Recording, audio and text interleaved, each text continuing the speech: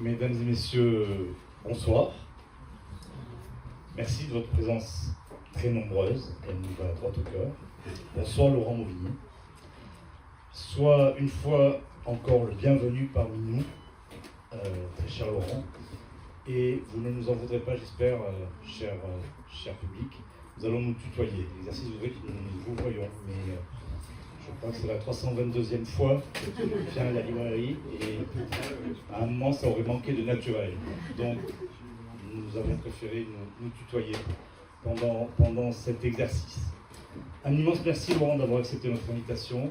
Un grand merci aux éditions de Minuit, à Laetitia Giovannetti et à Thomas Simonet d'avoir permis cette rencontre. C'est une invitation qui me tenait particulièrement à cœur parce que ce livre n'est pas que le très grand livre de la rentrée, il en dépasse largement le cas. Il est un très très grand livre parmi les très grands. Et je dois t'avouer que, même si on se connaît, je suis très très impressionné par l'exercice qu'il me convient de mener ce soir. J'envie parmi vous ceux qui n'ont pas encore lu cette fresque familiale bouleversante, d'une époustouflante puissance dans laquelle mémoire, imagination et secrets enfouis se répondent. Vous n'en reviendrez pas. Précipitez-vous, c'est une expérience inouïe, une immersion hypnotique entre beauté, chagrin et colère dans un texte qui ne ressemble à aucun autre. Expérience d'abord de la transe d'une langue, une incroyable prose spiralée de phrases dont on ne veut jamais qu'elle s'arrête et qui vous amène aussi heureux que chaos aux limites de l'apnée. Expérience aussi assez inouïe de la rencontre. On va croiser 3 générations de personnages inoubliables.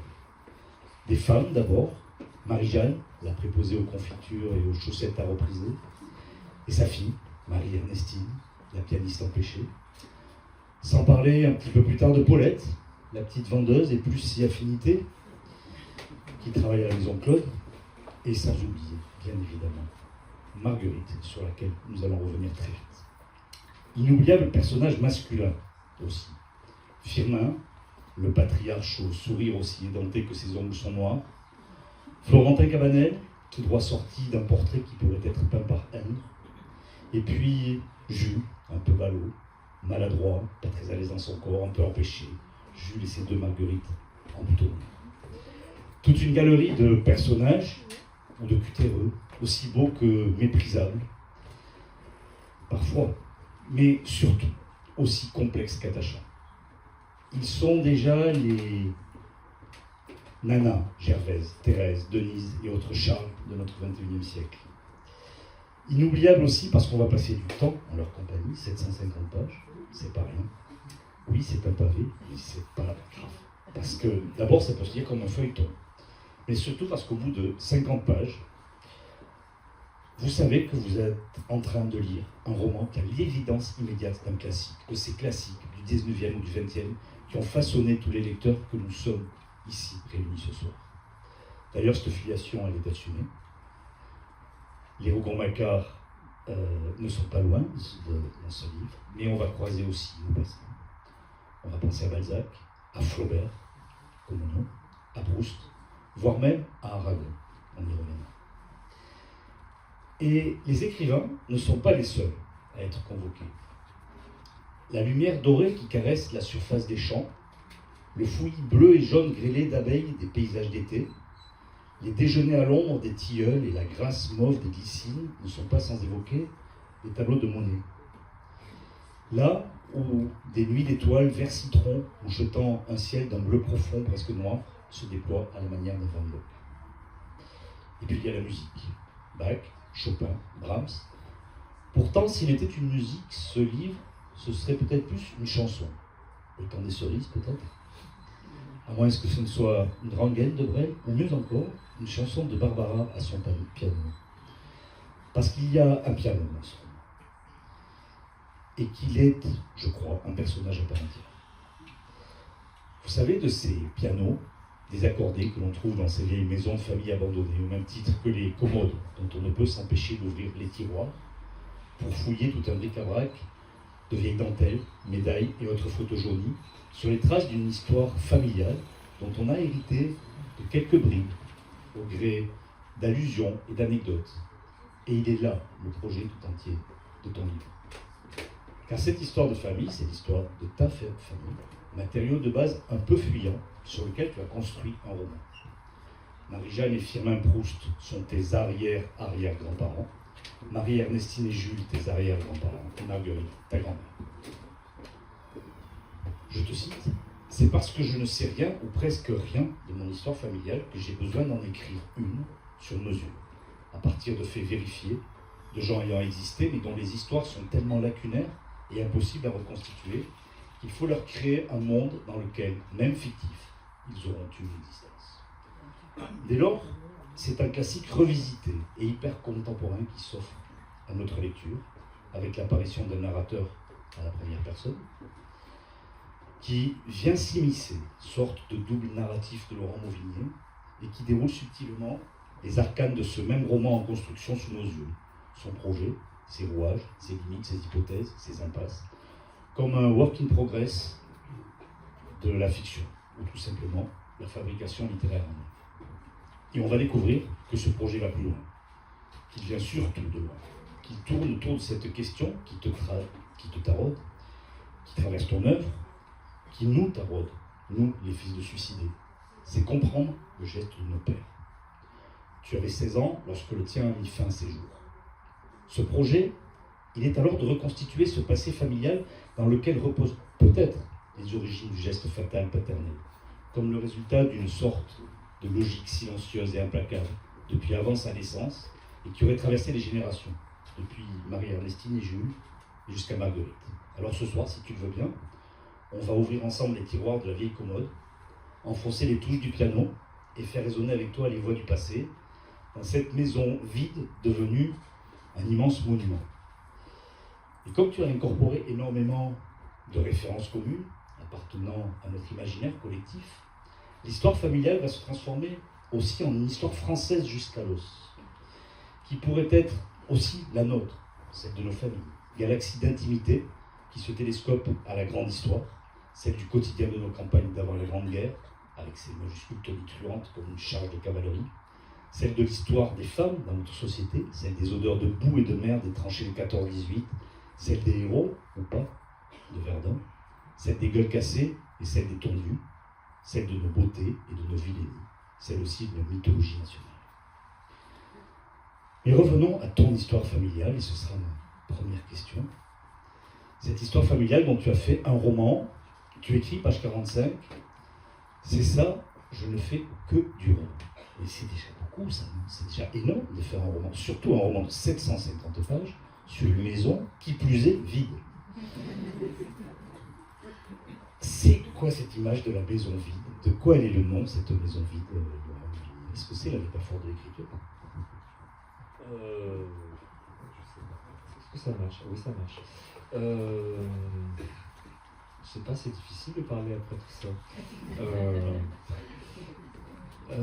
Qu'est-ce que je pourrais dire?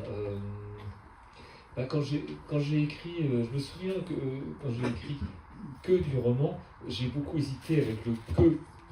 Je me dis, bon, j'aurais pu dire j'ai écrit du roman, voilà, mais je sais pas, j'avais quand même la sensation que à ce moment du projet, que j'étais surtout incapable de faire quoi que ce soit d'à peu près viable ou d'intéressant. Alors je me disais, bon, ça va être un roman de plus, quoi. Et voilà, les romans, c'est comme les bonbons, quoi. Ça se mange, c'est agréable, et puis hop, et puis on passe à un autre roman, quoi. Donc bon, que du roman, quoi. Je me disais, c'est pas... bon, voilà, je sais pas. Un roman, puis côté saga familiale, je me dis quand même, tu vas pas faire une saga familiale quand même. Et puis après, je me disais, non, quand même pas un roman historique, quand même. Ça sent bon le terroir et tout ça. Je me disais, mais qu'est-ce que je fous là? J'ai minuit, ça ne trop jamais publié un truc comme ça, c'est pas possible. Donc j'étais un peu inquiet, et puis surtout, je ne mesurais pas du tout que le livre prendrait cette ampleur, parce que moi, c'est vrai que je voulais m'attacher d'abord à Marguerite, et puis, comme tu disais, moi, pour comprendre mon père, besoin de comprendre sa mère, dont il ne me parlait jamais, que je ne connaissais pas en fait. Et plus j'avançais, plus j'ai eu besoin de comprendre aussi ses parents à elle en fait. Et sauf que je me suis retrouvé à avoir plus de 300 pages. Marguerite était toujours pas née, quoi. Donc je commençais à m'inquiéter un peu. Et pour moi, pour vous, pour tout ça, pour les éditions de minuit, je me disais, bon, qu'est-ce qu'on va tous devenir là-dedans. Et puis vraiment, mais je voyais où j'allais en même temps, je savais où j'allais, mais je pensais pas que ça s'ouvrirait à tel point, en fait. Et donc j'accueillais le geste d'écriture comme il me venait, et puis en me disant, de toute façon, je préfère avoir des problèmes en ayant trop de pages que pas assez. C'est plus facile quand même de couper, quoique, bon, ça se discute. Mais quand même, a priori, on peut quand même enlever, c'est faisable, d'ailleurs c'est ce que j'ai fait d'ailleurs, puisque le livre était beaucoup plus gros. En fait, je vous ai épargné quand même beaucoup de choses. Oui, donc voilà, après il y a le piano qui s'est imposé, il y a cette maison vide. Mais l'idée de la maison vide, ça vient du fait que. Alors il y a deux choses. Il y a que dans le livre précédent, dans Histoire de la nuit, à la toute fin du livre, l'enfant, Ida, fuit la maison de ses parents et puis elle va se cacher dans la maison des voisins, qui est une maison à vendre. Et il y a 2 pages que j'ai laissées comme je les avais écrites, mais parce que ça m'a un peu troublé, parce qu'elles étaient parlaient des meubles recouverts de draps, avec une photo, une vieille photo comme ça de personnes âgées, tout ça.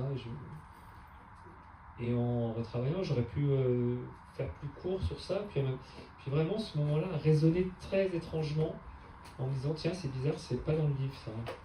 Mais je les ai laissées, ces 2 pages, parce que je me suis dit, j'ai eu la sensation que c'était comme une sorte d'appel du pied, de quelque chose que je ne connaissais pas encore, dont je ne savais pas ce que ça allait être. Et ça se fait souvent comme ça, en fait. D'ailleurs, il y a un petit signal qui est envoyé dans un livre du livre d'après, en fait. Et qu'il faut reconnaître. Donc il y avait cette idée, il y a eu cette chose-là qui a traîné comme ça dans mon esprit pendant un petit moment. Et puis après, quand j'ai commencé à travailler sur cette idée de transgénérationnelle, on va dire, je me suis posé la question de la maison, parce que c'était à peu près le seul moyen que j'avais à disposition pour qu'on puisse trouver une unité, à défaut d'avoir une unité de temps, qui est au moins une unité de lieu. Donc la maison était très importante. Et puis sur l'aspect du vide, vous savez, c'est souvent quand on va dans une maison familiale, même s'il y a plein de choses dedans, on a l'impression qu'il manque des gens. Quand il y a eu plein d'histoires dans une maison, en fait, ce qui sonne bizarre, c'est une sensation de vide, en fait. Alors que la maison peut être blindée de choses, peut être remplie, et même jusqu'au dégoût presque. Ça peut même être parfois saturé d'objets qui se sont accumulés pendant des générations et des générations. Et malgré tout, ce que vous sentez, c'est le vide, parce que vous vous étonnez presque de ne pas croiser une arrière-grand-mère, une jeune fille qui serait habillée, je ne sais pas comment s'habiller en 1910, quoi. Et donc il y a plein de fantômes qui sont là. Et après, il y a quelque chose aussi qui me faisait peur quand j'étais enfant avec ces questions-là. Mais quand j'étais plus grand, ça commençait presque à m'amuser, en fait. Et il y a quelque chose qui m'amuse là-dedans. Et il y a quelques années, par exemple, je me souviens, on était un déjeuner en famille avec ma mère, et puis ma mère, qui perd la tête depuis quand même un certain moment, quoi, qui a Alzheimer, arrêtait pas de nous dire il manque quelqu'un là, il manque quelqu'un, alors qu'on était tous là, quoi, et il manque quelqu'un. Et puis je sais plus lequel de mes frères et sœurs dit sans doute c'est papa. Et puis juste à ce moment-là, une porte claque. Et ça nous a fait, on a explosé de rire, sauf ma mère qui n'a pas compris de quoi on riait. Et nous, elle s'est ah, mais non, il est là, en fait, tout va bien, il est là. Et c'est vrai que moi, depuis quelques années, j'ai vraiment cette idée pas de combler les vides sur ça, mais plutôt de voir que ces vides-là, ils sont plutôt une sorte de chant, une vibration, quelque chose comme ça, qui est saturé en fait de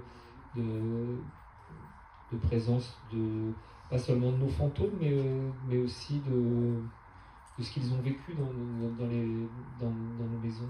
Il y a des maisons, il y a des pièces dans lesquelles on ne peut pas entrer, par exemple. Je me souviens d'une maison comme ça, je ne pouvais pas entrer dans cette maison. Je me disais, mais je suis sûr qu'il s'est passé un truc horrible dans cette maison. Et à cet endroit, dans cet endroit. Et effectivement, j'ai appris longtemps après d'ailleurs, qu'il s'était effectivement passé des choses atroces dans cette maison. Et ça, j'y crois quand même pas mal. Pourtant, je passe mon temps à me dire que je suis quelqu'un de rationnel, et je crois vraiment l'être, mais il y a des trucs comme ça sur lesquels je me laisse complètement déborder par quelque chose d'un petit peu, un peu irrationnel, et puis, mais qui est tellement, en termes de sensation, qui est tellement fort et tellement vrai en termes de sensation que je ne me pose pas tellement la question de savoir si c'est juste ou pas, si c'est rationnel ou pas. Ça, voilà, il y a quelque chose comme ça dans la sensation, et ce rapport au vide des maisons, c'est un truc qui me trouble vraiment, vraiment beaucoup. Et surtout quand ces maisons sont... On peut voir des gens, nous comme ça, vivants aujourd'hui, comme ça, on arrive dans des maisons qui parfois sont... On voit bien qu'elles sont saturées d'autres choses, d'autres présences, et que du coup ces maisons sont vides, quoi. Même si elles sont très bien craquées. C'est important pour toi, en même temps que je t'écoute là sur la maison, je me dis, à chacun de tes romans, quasiment, on peut associer une forme architecturale. Un stade, un pavillon, une ferme. C'est important d'avoir ce décor, cet objet architectural dans lequel on peut ranger des personnages. Ouais, je sais pas s'il s'agit de les ranger, comme ça peut, on pourrait dire ça peut-être. Mais pour moi, il y a vraiment cette question d'intérieur-extérieur qui est très, qui a toujours été là, c'est vrai, dès le premier roman, en fait, dès le premier livre. Et j'arrive pas du tout à me séparer de cette notion, mais même quand, pourtant Dieu sait que j'ai essayé de faire des livres qui sortent des maisons, qui se débarrassent de cette question de Continuer, par exemple. Continuer, je pense à celui-ci, mais alors en même temps, ce qui m'embête au bout d'un moment dans les maisons, c'est j'ai toujours une scène qui se passe dans une cuisine. Il y a toujours un moment où il y a une cuisine, et il y a toujours un moment où on mange. Alors, les gens mangent dans les cuisines, et puis en se disant des trucs, bon, très bien. Et là, vraiment, elle continuait. Là, j'étais sûr de mon coup, là, quand même. On était à l'extérieur et tout ça. Et en fait, mais pas du tout. J'ai complètement raté mon coup parce que, en fait, il y a quand même, ils prennent le café à un moment tous les deux, la mère et son fils. Et en fait, j'ai enlevé les murs de la cuisine, mais en fait, elle y est en vrai. Donc, je crois que j'ai arrêté de faire semblant et de me dire que je pourrais m'échapper de cette structure mentale qui est la mienne. Non, il y a des maisons dans mes livres, et peut-être que les livres sont aussi des maisons, je sais pas. Ouais. On va revenir sur Marguerite.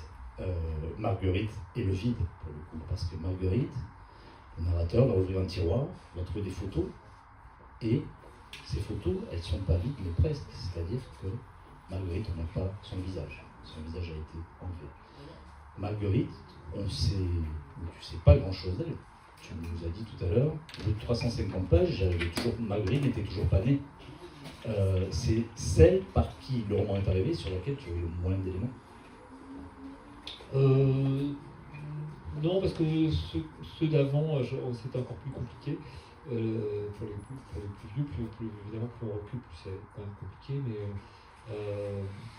Mais Marguerite, les éléments que j'avais étaient en tout cas des déclencheurs d'écriture très forts, et qui effectivement passaient par le vide, puisque moi je me souvenais de ces photos quand j'étais enfant, des photos de mariage, de trucs et tout ça, et ma mère adorait nous dire qui était sur les photos. Alors elle nous disait, bon là c'est le mariage d'un tel, C'est bon, famille très très nombreuse. Hein. Ma grand-mère, ils étaient 14. Bon. Donc ça va. Après, forcément, quand il y a des cousins et tout ça, moi, des fois, j'ai fait une rencontre comme ça. J'ai un cousin qui est venu me voir et je ne le connaissais pas en fait. Et lui, il était connu qu'on se connaissait, mais moi, je ne sais pas. Et en fait, des cousins, j'en ai 200, quoi. Donc, à un moment, ça devient compliqué. Et donc, c'est quand même. Voilà, et donc, les photos sont extrêmement importantes parce que justement, pour reconnaître un peu tout le monde, c'est quand même quelque chose, et ça a été quelque chose de très important dans l'histoire familiale, quoi. Et je pense que c'est vrai dans toutes les histoires familiales.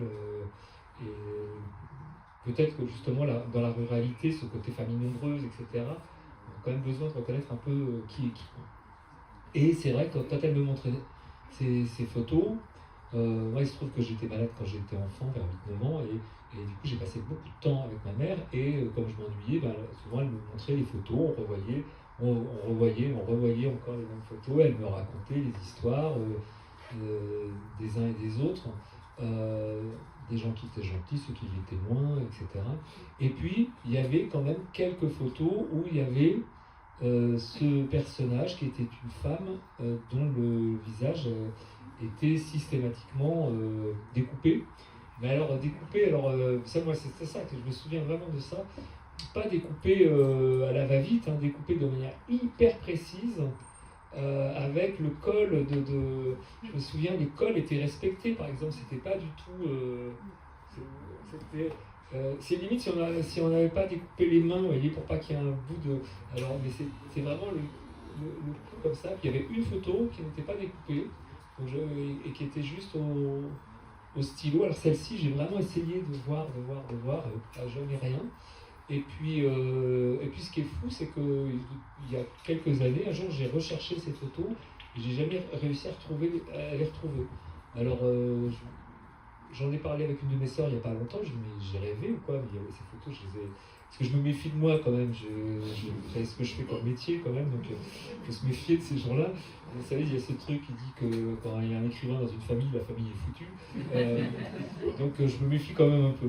Et en l'occurrence, je me dis, mais peut-être que j'ai déliré, j'ai inventé toute cette histoire, c'est pas possible, quoi. Et ma sœur aînée, qui les a vues aussi, et plus âgée que moi, me dit non, t'as pas rêvé du tout, ces photos ont existé, c'est sûr. Donc ma mère a dû les jeter. Et en même temps, ma mère me racontait, quand je lui demandais, mais c'est ta grand-mère. Point. Et ma grand-mère, quoi? Ma grand-mère qui? C'est la mère de ton père. Bah oui, je savais que elle, sa mère à elle était vivante, je la connaissais, donc... mais je sentais un agacement, en fait. C'était pas la bonne question. Donc il y avait quelque chose d'assez culpabilisant. Mais plus évidemment, c'était intriguant. Alors, mais pourquoi? Qui a découpé son visage? Ma mère ne savait pas. Pourquoi? Oh, mais pour rien, c'est rien. Et puis, de toute façon, c'était pas une femme intéressante. C'est rien du tout. C'était rien du tout, cette femme. Moi, je dis, mais tu l'as connue? Là, je sais même pas, en fait. Du coup, je sais même plus ce qu'elle me répondait. Je sais même pas si ma mère l'a connue. Et je crois pas. Et elle a connu mon père jeune, mais quand même, je crois pas. Et donc, c'était comme tout ça pour obtenir qu'à la fin, oui, elle a été tondue à la Libération et qu'elle est morte d'alcoolisme et que c'était rien du tout. Et moi, le souvenir que j'ai, c'est surtout que c'est extrêmement culpabilisant de demander. Je n'aurais jamais osé demander à mon père. Et donc ça m'a tellement marqué. Et puis après, ce qui m'a marqué profondément, c'est qu'en me racontant ça un peu plus, ma mère me disait que mon père avait vu sa mère se faire tondre et qu'il avait 7-8 ans, quoi. Et moi, la première fois que ma mère m'a raconté ça, je devais avoir 8 ans. Donc moi, ça m'a, je pense, complètement traumatisé. C'était quand même, je repense à ça maintenant, je me dis c'est quand même pas très très malin de raconter ça à un gamin de 8 ans, quoi. Enfin,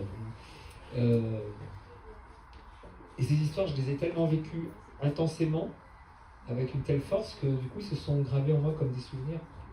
Et donc Marguerite, pour moi, je la vois même pas. Est-ce que je vois, c'est le visage de mon père? C'est un enfant que je vois. Je vois le pauvre petit papa de 7 ans regardant, horrifié, une scène qui est hors champ pour moi et qui est pour moi juste c'est une scène, j'allais dire littéralement inimaginable. Et donc c'est toujours lui que j'ai vu, et je sais que cette scène-là, c'est une sorte de scène primitive pour moi, qui, contrairement à beaucoup de livres qu'on peut rencontrer dans sa vie d'écrivain, qu'on va écrire parce que tel ou tel sujet ou telle rencontre fait qu'on va écrire tel livre, ce livre-là, peut-être avec des hommes, et loin d'eux peut-être, mais ce livre-là, cette image-là, je pense qu'elle fait partie des quelques images qui m'ont amené à devenir écrivain, quoi. Qui m'ont porté voilà, donc c'est un livre que j'écris, ça fait plus de 25 ans que je publie des livres, que j'ai mis très longtemps à assumer d'écrire, peut-être parce que j'avais peur qu'une fois je l'aurais écrit, peut-être j'aurais plus rien à écrire. Peut-être qu'il y a eu une peur comme ça, peut-être, mais au fond c'était non peur de regarder ces fantômes en face, quoi.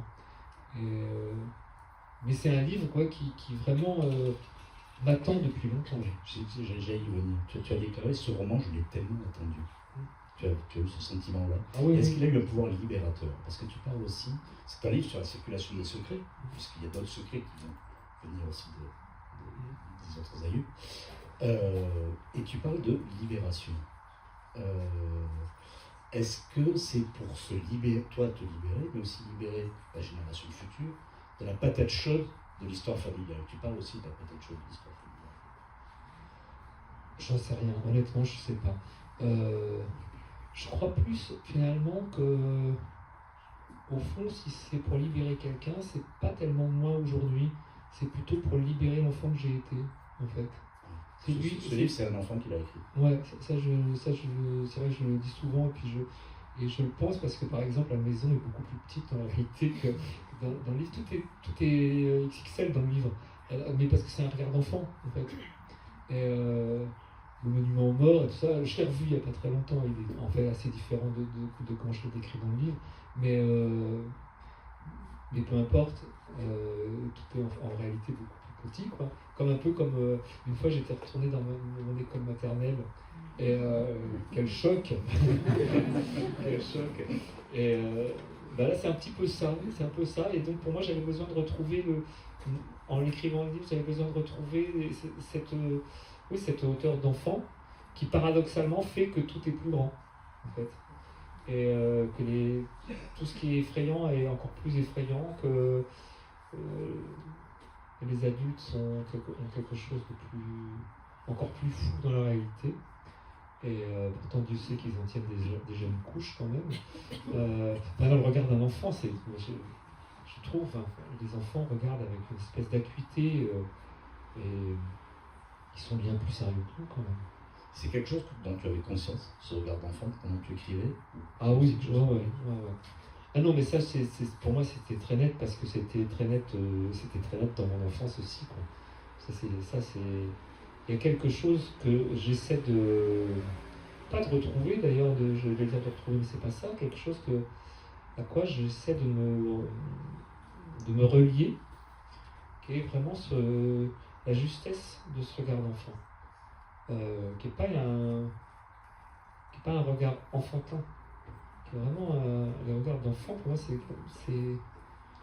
Pour moi, il y a souvent plus d'enfance presque chez des personnes très vieilles. Ce côté un peu taquin et tout ça, on peut presque trouver ça plus chez des personnes âgées que chez des enfants. Les enfants sont d'un sérieux et terrifiant des fois. Ils vivent tout vraiment très avec une grande force. Moi, c'est un peu ça que je voulais retrouver dans ce livre, une espèce d'acuité, puis je sais pas comment dire ça, presque de cruauté en fait. Il y a quelque chose d'une dureté parfois que les enfants savent regarder, qu'on camoufle plus quand on est plus âgé. Et ça, c'est quelque chose que je voulais retrouver là-dessus. Et puis c'est peut-être cet enfant-là que je veux libérer d'un poids, plus que moi maintenant, parce que après, je ne sais pas dans quelques années ce qui restera pour moi de ce livre, mais aujourd'hui, je ne sais pas si ça me libère de quoi que ce soit. En fait, aujourd'hui, j'ai bizarrement l'impression, au contraire, que ça m'encombre de quelque chose que j'ignorais, et qui est le poids du collectif et de l'histoire française là-dedans, en fait. Ça, je ne m'en rendais pas compte. J'avais l'impression d'écrire, de me débarrasser, de vous balancer ma patate chaude avec des histoires familiales. Et puis en fait, je m'aperçois, et ça me trouble beaucoup, que si vous pouvez accepter ma patate chaude, c'est parce qu'en réalité, c'est pas seulement mon histoire, c'est aussi la vôtre, c'est celle de tout le monde en fait, et c'est celle du XXe siècle français, quoi. Et ça, je le mesurais pas au fur et à mesure, ça prenait de plus en plus de place, donc je l'ai vu, mais c'est vrai que au départ, je ne le mesurais pas. Puis quand on a commencé à me dire, mais c'est un livre presque sur une histoire française, quoi. Et je dis, bah moi, j'ai pas la prétention de penser à l'auteur d'un pays, quoi. Par exemple, je veux bien être prétentieux, enfin quand même. Voilà, moi j'avais quand même suffisamment à faire avec mes personnages, avec mes questions, avec tout ça, pour ne pas me dire, moi je vais écrire sur...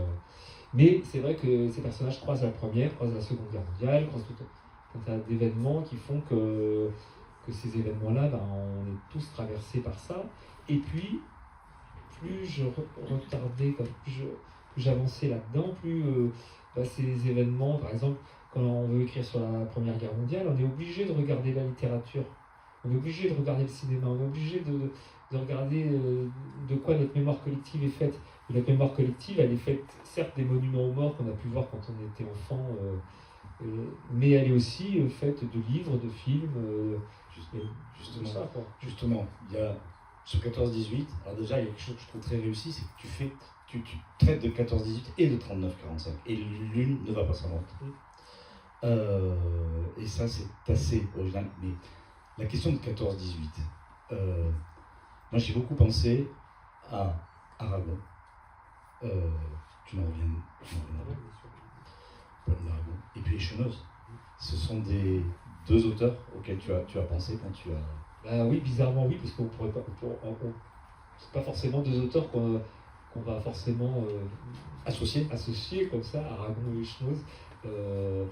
Et pourtant oui, parce que alors, il y a ce truc du poème d'Aragon avec l'idée de ces gens dont on se souvient uniquement parce qu'ils sont morts.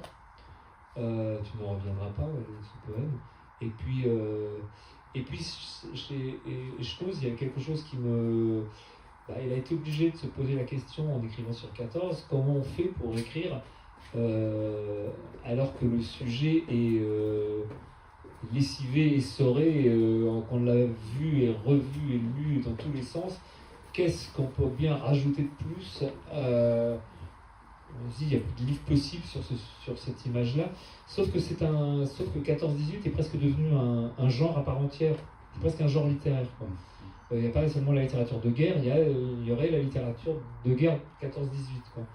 Et donc je me demandais moi, comment appréhender ça, comment essayer comment faire avec cette question. Alors je connaissais le livre dont j'ai oublié le titre et le nom de l'auteur, ça tombe bien.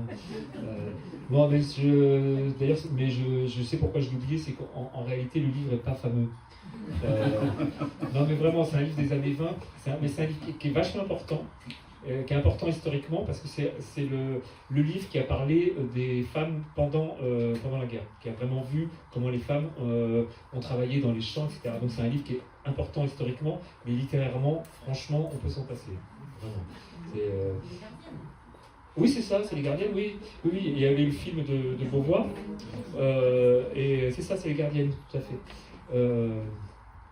Et le film est bien, et le livre est pas extraordinaire, quoi. Mais vachement intéressant quand même, très intéressant parce que on découvre, mais c'est qu'une partie. Alors moi ça m'a quand même beaucoup aidé, mais en même temps je me disais ouais mais quand même je peux pas faire l'impasse complètement sur ce que vivent les soldats là-dessus. Et justement Schnoz m'avait conseillé un livre qui s'appelle La peur de Gabriel Chevalier, Alors Gabriel Chevalier, on ne parle jamais de ce livre-là quand on parle de 14-18, ou rarement, quoi. Et on a tort, parce que franchement, alors ça, celui-là, par contre, je vous le conseille très vivement, parce que vraiment, c'est un très grand livre sur la guerre 14. Et c'est vraiment à hauteur d'homme, et il parle de quelque chose dont on a très peu parlé, en fait, c'est en gros que l'ennemi véritable, ben, en fait, c'est pas l'allemand, c'est le pou. Et il raconte comment ils sont dévastés par les poux, qui n'en peuvent plus, ils ne dorment jamais à cause de ça, ils sont dévorés jour et nuit, c'est un cauchemar. Et il raconte plein de petites choses, comme ça, très... et puis aussi, il raconte que les ennemis, c'est les généraux. Ceux qui vous envoient au casse-pipe, bah, c'est pas les Allemands en fait. Et vous avez plus peur de ceux qui sont derrière vous que de ceux qui sont devant. Tout un truc comme ça. Et c'est un livre qu'on ne connaît pas parce que l'auteur, donc Gabriel Chevalier, c'est lui qui a écrit Clochemerle. Donc évidemment, on a complètement zappé ce qu'il avait fait avant et on a gardé Clochemerle. Et c'est dommage parce que vraiment, je vous assure que la peur est vraiment un très grand sur 14-18. Et moi, du coup, ça m'a... donc sur les conseils des Schnoz, d'ailleurs, ce livre m'a beaucoup intéressé et sur ça. Et donc, je me suis dit, il faut essayer peut-être de regarder ça, pas tant sur la guerre elle-même que sur comment on traduit ce que c'est être au front, quoi, la saleté. Alors, j'avais essayé un peu de faire ça déjà avec des hommes il y a 15 ans mais, pour l'Algérie, mais là, c'est quand même très, très différent parce que les images sont beaucoup plus connues. Et donc, on est à la tranchée, on est vite dans le cliché de ça, quoi. Et, donc là, il fallait essayer de trouver des éléments pour à la fois évoquer quelque chose de la littérature, mais en même temps pas sombrer dans le cliché de leur présentation 14-18. Oui. Et comment on fait donc pour pas en faire un roman historique? C'est une histoire de positionnement par rapport aux personnages? C'est-à-dire qu'on les surplombe pas? Bah oui. Bah disons, ce qui est difficile, c'est d'essayer de tout le temps rabaisser sa connaissance des événements. C'est-à-dire que souvent, on voit ça avec un peu aujourd'hui, presque, j'allais dire d'ironie. Par exemple, quand on parle du départ où tout le monde partait, la fleur au fusil, on en fait une image un petit peu genre, ils étaient un peu naïfs, ils étaient un peu mignons, quoi. Mais on ne se rend pas du tout compte du contexte dans lequel on est, quoi. Ce sont des gamins et puis ils ont une revanche à prendre sur les Allemands. Les Allemands ont déjà gagné en 70. Il n'y a pas qu'au foot qui gagnent beaucoup, les Allemands, quand même. Parce que ils sont plus nombreux, ils sont mieux armés, et puis ils font peur. Vraiment, il y a tout un truc pour le coup sur la peur. Parce qu'à l'époque, par exemple, il y a des trucs idiots, mais il y a des différences de taille pas négligeables entre les Allemands et les Français. Et donc les Français les Allemands, ils se disent, c'est les colosses, quoi. Alors ils ont peur, quoi. Ils se racontent énormément de choses, quoi. Et en même temps, ils y vont la fleur au fusil parce qu'ils sont convaincus que ça va pas durer. Et ce qui est difficile, en fait, en écrivant ça, c'est de le faire sans ce petit surplomb de la personne qui écrit d'aujourd'hui en connaissant l'histoire, en connaissant la suite. Parce que c'est très facile de dire, ah bah oui, mais ironie tragique, ils vont tous y rester, ou la plupart vont y rester. Donc il faut essayer de se mettre à leur place le plus possible, c'est-à-dire pas leur place, parce que cette place-là, on ne la vivra jamais, heureusement pour nous, mais retrouver leur ignorance, leurs espoirs, leurs attentes, et surtout leur ignorance. C'est-à-dire ils ne connaissent pas ce qui va s'écrire.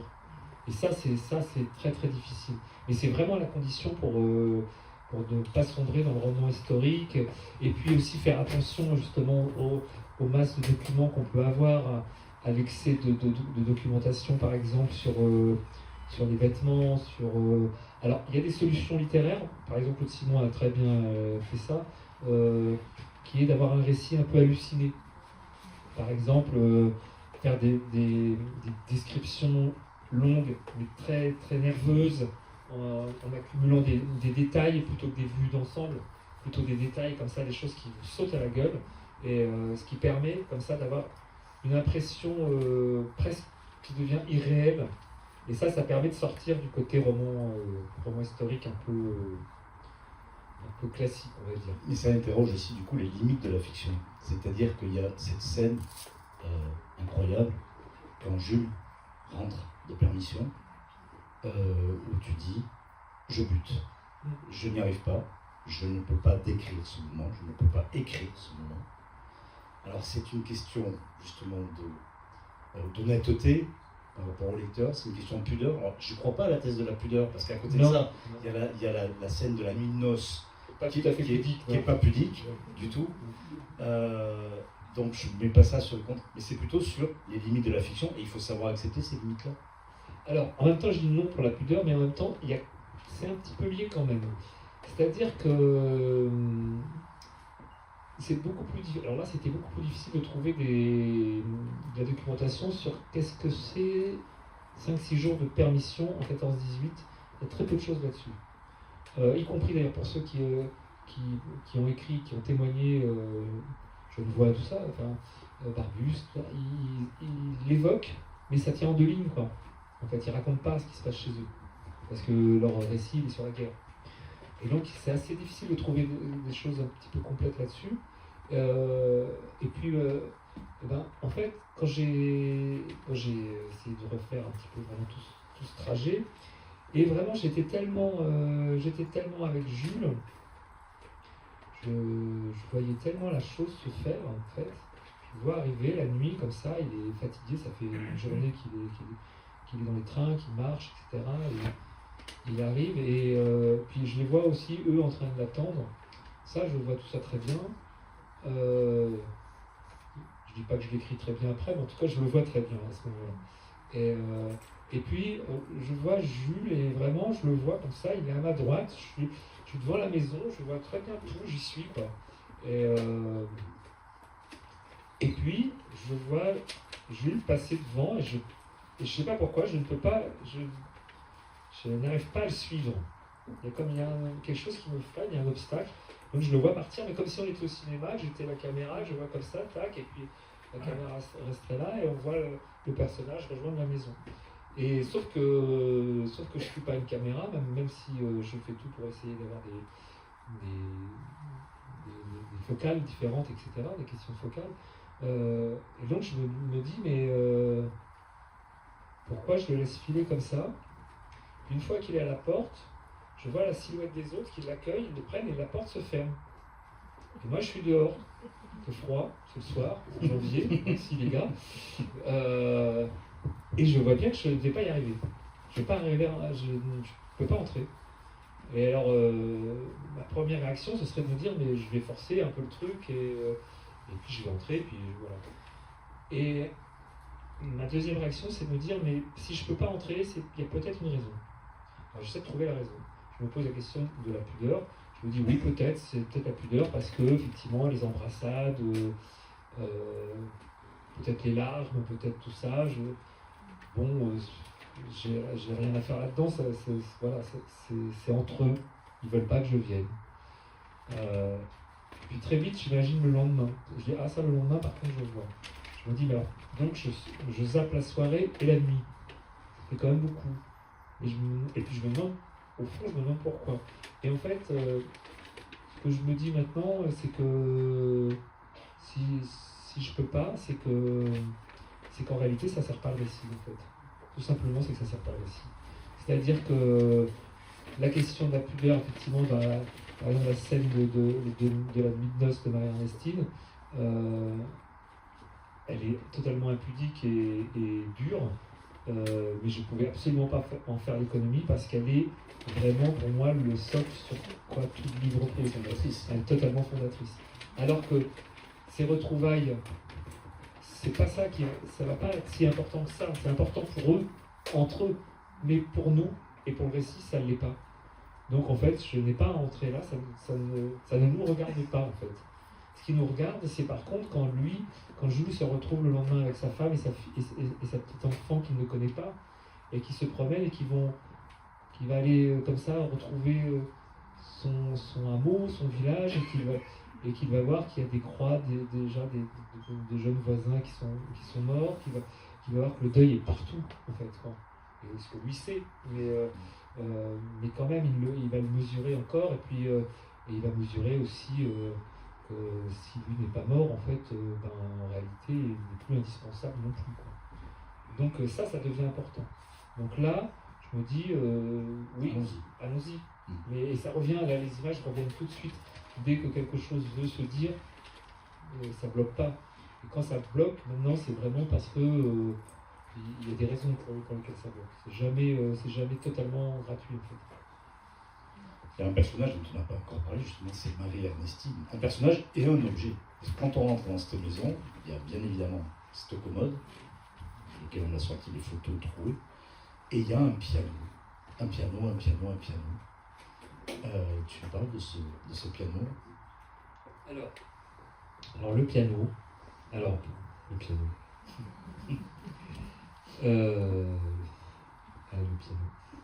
Je sais pas comment parler du piano. Le piano, c'est encore une autre, je sais pas, je sais pas ce que c'est le piano. C'est bizarre, hein, mais je pensais à Melville, en fait. Alors on se demande pourquoi, a priori comme ça, je vous disais, il est fou. Non, parce que le piano, c'est comme Moby Dick, ou c'est comme dans Pierre ou les ambiguïtés, il y a un moment, il y a une rencontre dans une forêt où Pierre rencontre un immense rocher. Ou alors on pourrait comparer ça au monolithe chez Kubrick dans 2001, quoi.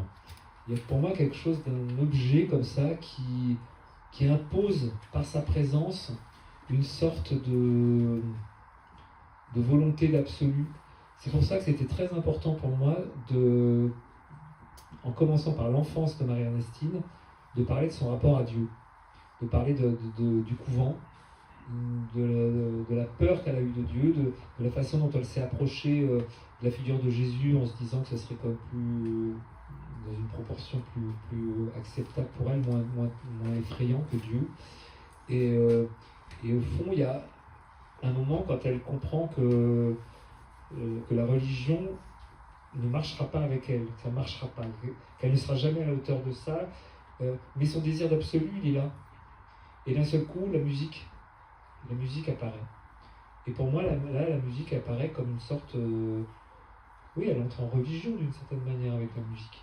Et le piano, il est cette espèce de rappel perpétuel qui va rester toute sa vie d'une exigence à laquelle elle ne s'est pas tenue, à laquelle la vie ne lui a pas permis de se tenir. Et donc il y a quelque chose pour moi de terrible là-dedans, parce que c'est à la fois une promesse et un cercueil. C'est pour ça, je voulais un piano, vraiment un piano de concert, alors qu'on se dit probablement non, c'est quand même... Il apparaît presque incongru, ce piano dans cette maison. Il est énorme, quoi. C'est un piano comme ça. C'est une caisse de résonance aussi. Oui, bien sûr. Ouais. Mais symboliquement, il ne pouvait pas être autrement que ça. Parce qu'il ne s'agit pas d'un piano... pour jouer au piano, en fait. Il s'agit de bien plus que ça, quoi. Il s'agit d'un piano pour essayer de toucher quelque chose qui est indicible.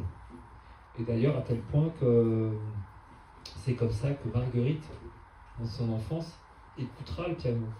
C'est-à-dire qu'elle pensera que quand elle est dans sa chambre en haut et qu'elle se couche sur le parquet pour entendre sa mère jouer du piano, elle y trouvera tout l'amour dont sa mère est incapable avec elle. Donc d'un seul coup, elle va entendre de la beauté, elle va entendre de la douceur, elle va entendre de la tristesse, alors que sa mère lui apparaît comme quelqu'un de froid et de totalement presque inhumaine, quoi, avec elle en tout cas, mal aimante, pas aimante. Et pourtant, cet amour, elle va quand même lui transmettre, en tout cas, Marguerite aura envie d'entendre cet amour à travers le piano, et c'est-à-dire à travers la maison, puisque le piano, elle ne l'entend pas directement, elle l'entend dans les murs, elle l'entend qui passe dans la maison. Donc c'est vraiment à travers la maison. Et là encore, la maison fait caisse de résonance, mais et puis le piano c'est aussi une caisse de résonance, c'est aussi une sorte de tiroir, c'est un meuble quoi, il y a quelque chose et, c'est le plein par rapport au vide, le piano, presque. ah bah oui, oui. C'est le trop plein. Ouais, ah oui, mais c'est bizarrement une présence muette. C'est-à-dire que certes c'est un instrument de musique, et en même temps c'est un objet un peu terrifiant, un peu.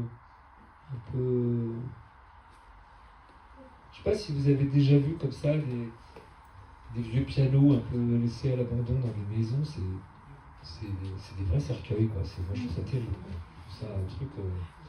Et puis ce qui est beau, c'est de voir les touches abîmées, c'est de voir tout ça. C'est quelque chose d'à la fois très beau et en même temps. Vous savez, après, si vous dormez dans ces maisons-là, vous allez vous coucher et vous n'avez qu'une peur, c'est d'entendre le piano.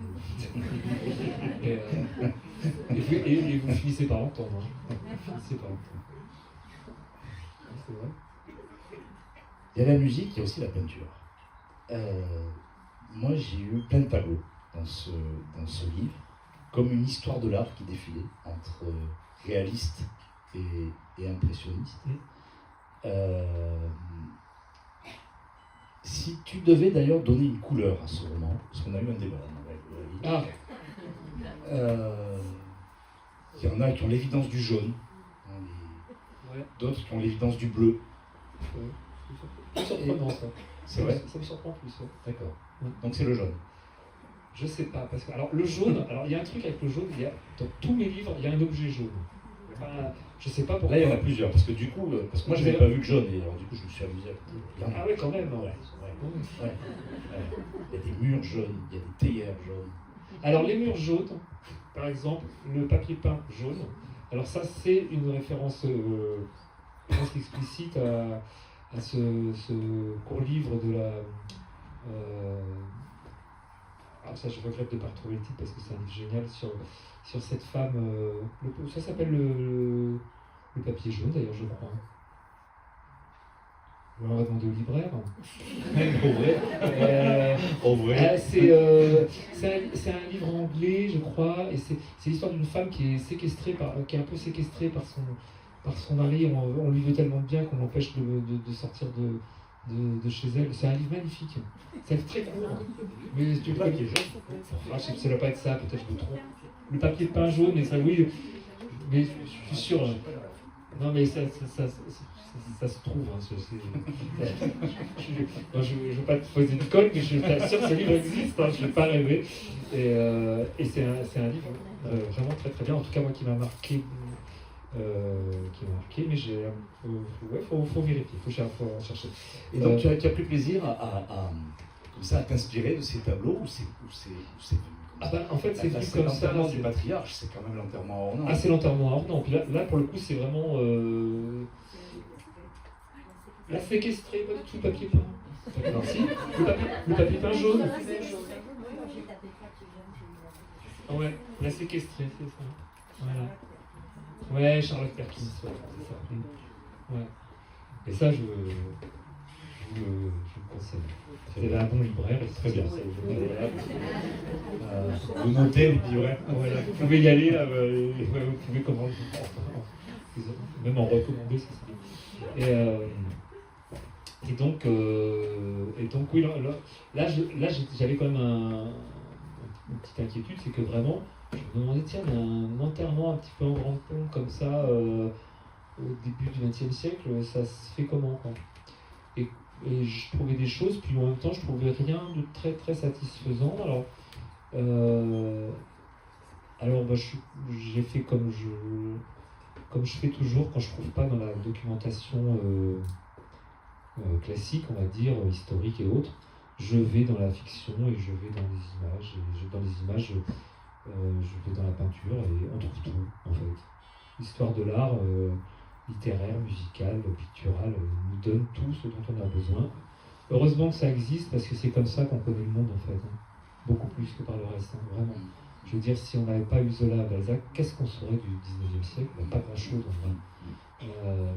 Pourtant, Dieu sait que ça a été documenté, mais n'empêche que pour traverser le temps, venir jusqu'à nous, et que notre imaginaire collectif puisse être partageable, et qu'on puisse avoir des images communes de ça, heureusement qu'il y a eu ces romans.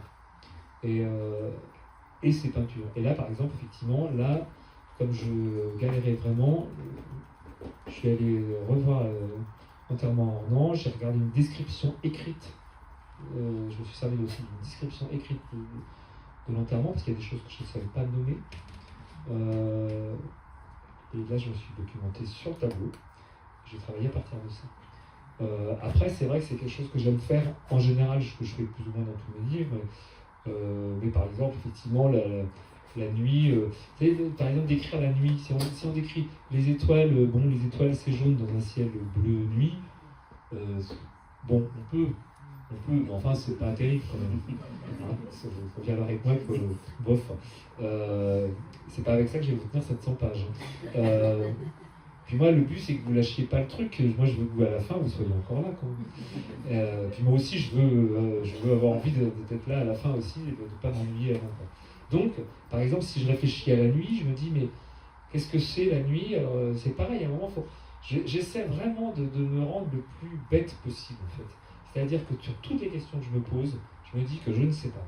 Donc, je me dis, la nuit, la nuit, écrivons la nuit, paf, il suffit d'écrire le mot la nuit, puis c'est bon, quoi. Mais non, c'est pas bon. Qu'est-ce que c'est la nuit? Alors, je vais retrouver des images, je vais retrouver comment c'est montré dans la fiction, comment on parle de la nuit, quelle matière ça a, quelle couleur, est-ce que... et c'est passionnant. Et par exemple, vous regardez chez Van Gogh, les étoiles, elles sont jaunes, elles sont vertes, elles sont pas jaunes, quoi. Ou elles sont assez citron, c'est vert citron, quoi. Et des choses comme ça, où le bleu a un certain empattement, par exemple. Tout de suite, si on dit que oui, c'est bleu nuit, bon ok, machin, mais si on dit que la nuit est outre-mer, par exemple, poétiquement, ça évoque quand même associer l'idée de l'outre-mer.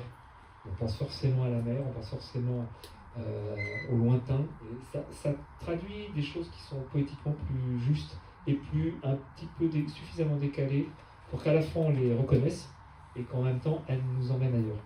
Et moi, c'est ce que j'essaie de faire à chaque fois, surtout quand je sais que je vais devoir affronter des scènes ou des situations qui sont âpres et qui sont liées à des situations, j'allais dire, très réalistes pour le coup. Et ça, je tiens à dire que, parce que ça c'est, je vais défendre notre vieux Zola sur ça, parce que Zola il est toujours attaqué sur cette image qu'on a du naturalisme qui serait une sorte de réalisme un peu dévoyé, surchargé, et puis trop terre à terre, quoi, trop Zola c'est lourdingue, c'est bon. Mais en fait, quand on lit un petit peu attentivement, c'est totalement halluciné. Il y a des descriptions totalement impossibles. Le premier chapitre de Nana, par exemple, je l'ai relu il n'y a pas longtemps pour un truc que je voulais faire. Et c'est complètement incroyable, c'est totalement fou. Je veux dire, par exemple, on nous dit, mais ça, réalisme, naturalisme, mais pas du tout. C'est totalement lyrique, et totalement cinglé. Il y a par exemple, quand Nana va arriver sur scène, il ne nous montre pas Nana d'abord, il nous montre les spectateurs qui regardent, et il y a ce vieillard aux yeux jaunes, aux yeux étriés, comme ça, oui, c'est pas un chat, c'est complètement irréaliste comme image. Mais n'empêche, elle est super forte cette image, parce que vous voyez que Nana, quand même, ça doit le faire.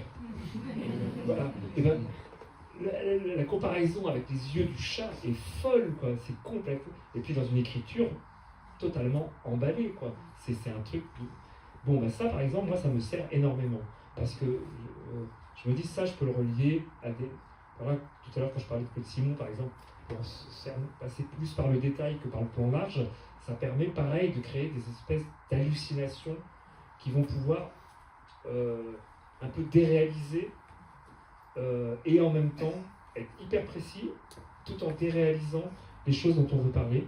Et ça, c'est extrêmement important parce que quand on va devoir affronter des scènes très réalistes dans leur contenu, il faut que la forme, que la langue puisse ouvrir un autre espace.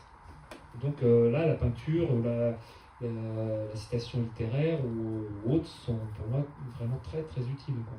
C'est pas du tout décoratif, c'est pas un truc pour dire regardez je sais bien faire ça, ceci, cela, quoi. C'est vraiment que je pense que sans ça on devient plat, quoi.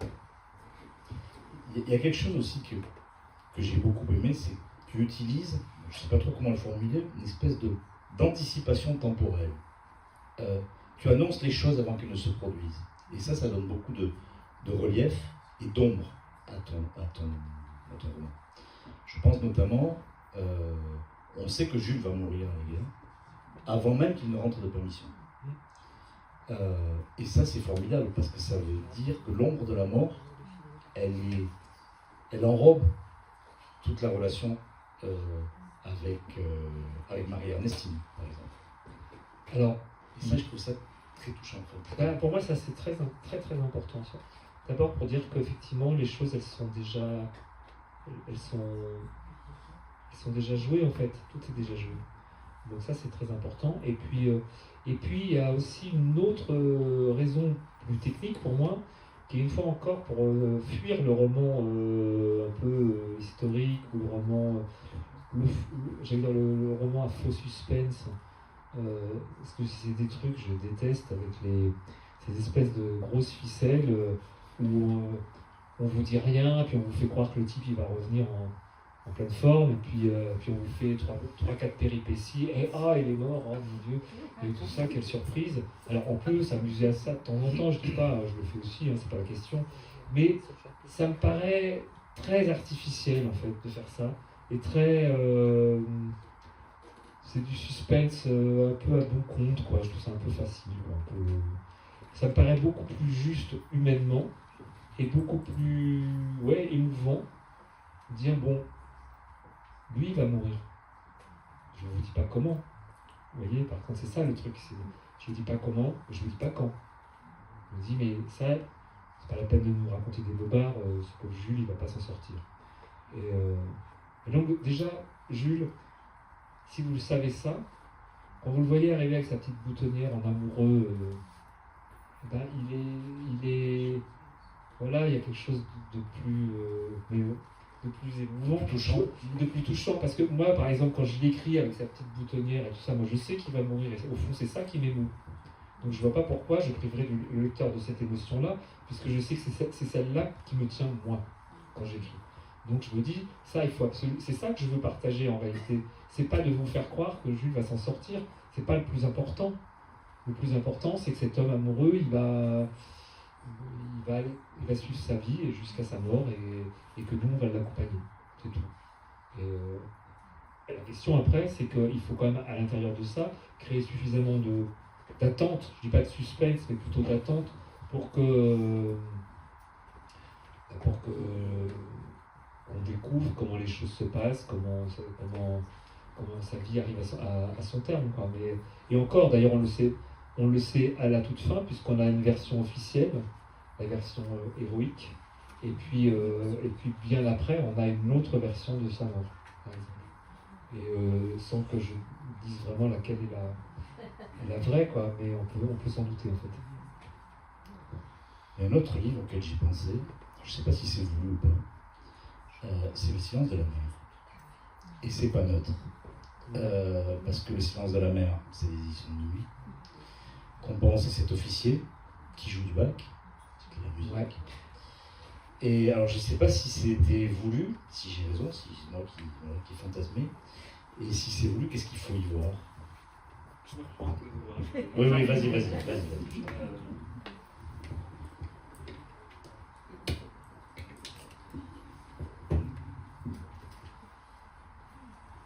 Alors, quand je vous dis que vous avez un bon libraire, vous avez un très bon libraire, parce que quand même, il est la première personne à me parler du silence de la mer.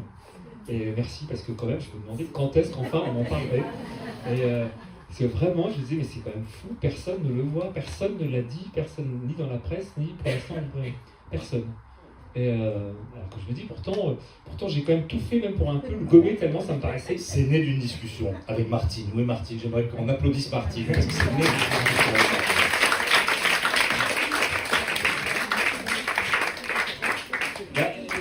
c'est vrai que... Mais j'avais déjà eu cette réflexion en publiant des hommes. Vous savez, quand être chez Minuit, c'est pas un éditeur anodin quand même. Donc vous êtes quand même dans une histoire de l'édition et de la littérature, après les années 50, mais vous êtes quand même, vous inscrivez quelque part, quoi. Et donc par exemple, moi quand j'ai écrit mon roman sur la guerre d'Algérie, je savais que pendant très longtemps, Jérôme Lindon avait refusé les romans sur la guerre d'Algérie. Et pas seulement parce qu'ils n'étaient pas bons, mais je pense qu'il y avait une question sur la fiction, justement, sur voilà, comment peut-on fictionner cette histoire-là.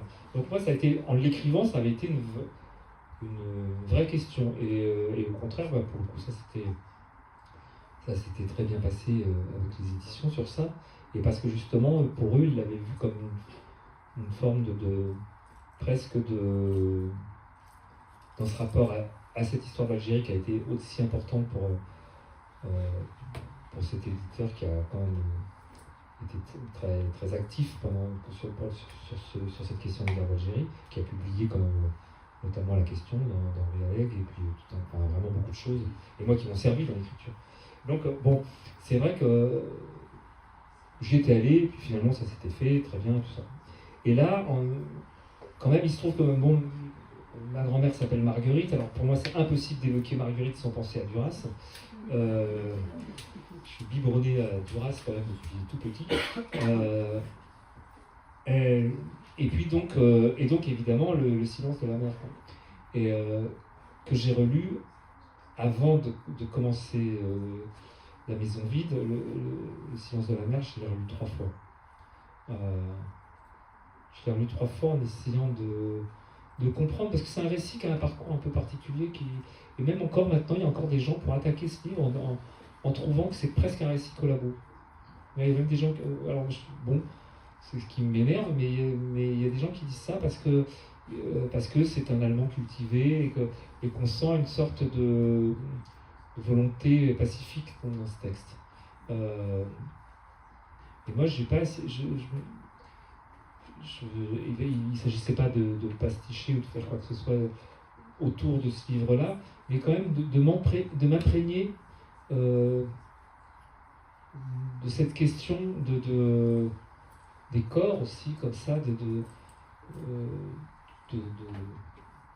Allemands, comme ça, en France, de comment on fait, comment au quotidien cette cohabitation est possible ou pas. Donc oui, c'était évidemment pour moi très très marquant, c'était impossible de ne pas y penser, impossible.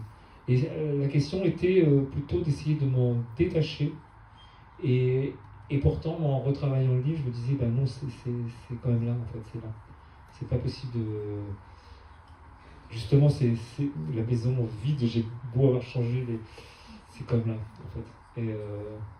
Et c'est vrai que je me disais qu'écrire ce livre-là, chez cet éditeur-là, et puis, alors il y a quelqu'un qui l'a dit d'ailleurs pour me faire plutôt du mal, puisque c'est Frédéric Becbédé dans son article, pas gentil du tout, dans le Figaro Magazine, m'a fait comme reproche, a fait d'ailleurs comme reproche à Minuit d'ailleurs, d'être une famille de consanguins. On appréciera la délicatesse du propos, parce que La Maison Vide, on y retrouvait Jean Rouault, on y retrouvait Claude Simon. Ben moi franchement ça me va, hein. Mais si c'est ça ma famille, je veux bien, je signe, mais alors tous les jours. Justement, c'est vraiment tout ça. Est-ce qu'il y a un sentiment d'appartenance à cette famille? Ben, pour un livre comme ça, oui. Et en même temps, c'est vrai que ça nous oblige d'une certaine manière. Moi, c'est vrai qu'à chaque fois, je me dis non, je suis pas à la hauteur de tous ces gens qui m'ont formé, qui sont mes maîtres, quoi. Je peux pas dire autrement. Et donc, j'essaie d'être un peu ce que je crois être une certaine hauteur de littérature, quoi. Donc pour moi, c'est plutôt stimulant. C'est pas du tout. Ça pourrait être paralysant. Mais en fait, moi, je sais pas, ça me paralyse pas, en fait. C'est pas que j'ai pas peur, hein, mais c'est que c'est qu'au contraire, il y a quelque chose qui m'encourage. J'ai l'impression que, je sais pas, j'ai l'impression que la littérature est gentille avec moi, elle est bienveillante avec moi, en tout cas elle me laisse y aller. En tout cas, je n'ai pas du tout de frein avec ça. J'ai juste besoin de travailler beaucoup. Ça, par contre, je sais que j'ai besoin de revenir, de mettre beaucoup de couches, de revenir, de travailler. Moi, je n'ai pas du tout l'impression d'être quelqu'un de génial qui vient, paf, les choses viennent spontanément. Non, moi, il faut que je bosse beaucoup. Il me faut beaucoup de temps, il faut beaucoup de temps aussi à ne rien faire, beaucoup de temps à lire, à relire des choses. Ça c'est l'esprit de nuit peut-être aussi, non? Parce que c'est oui, il y a un rapport au travail, oui, il y a un rapport au travail, et puis il y a un rapport à l'écriture, ça c'est vrai que il y a des filiations là-dedans, il y a des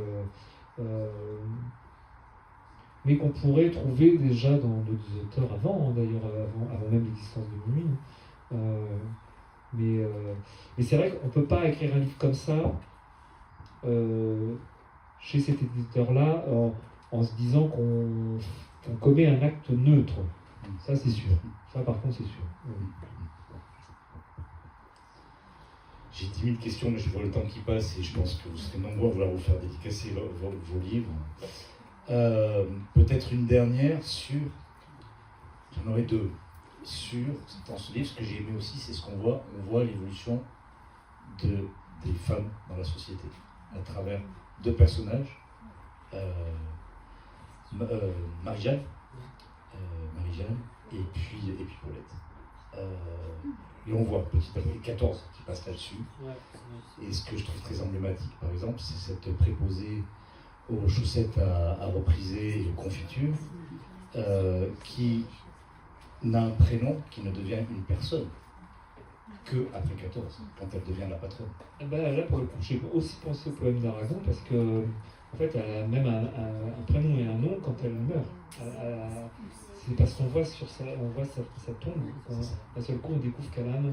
Pour moi, c'était un petit peu d'essayer de la mettre en parallèle avec les soldats, justement, avec ceux morts en 14-18.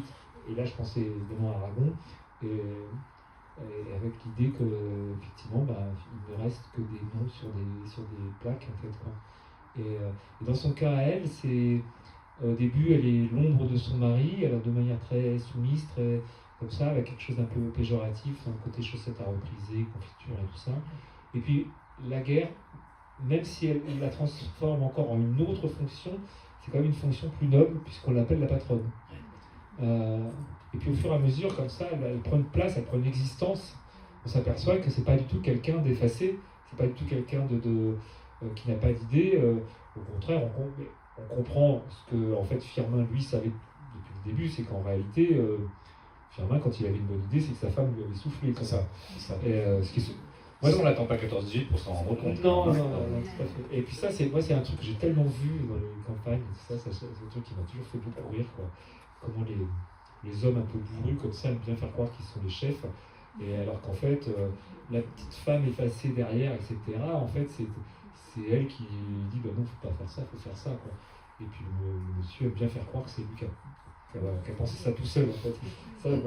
Ça c'est un truc que j'ai toujours vu, qui m'a toujours beaucoup amusé, et, qui me touche, en fait, que je trouve touchant.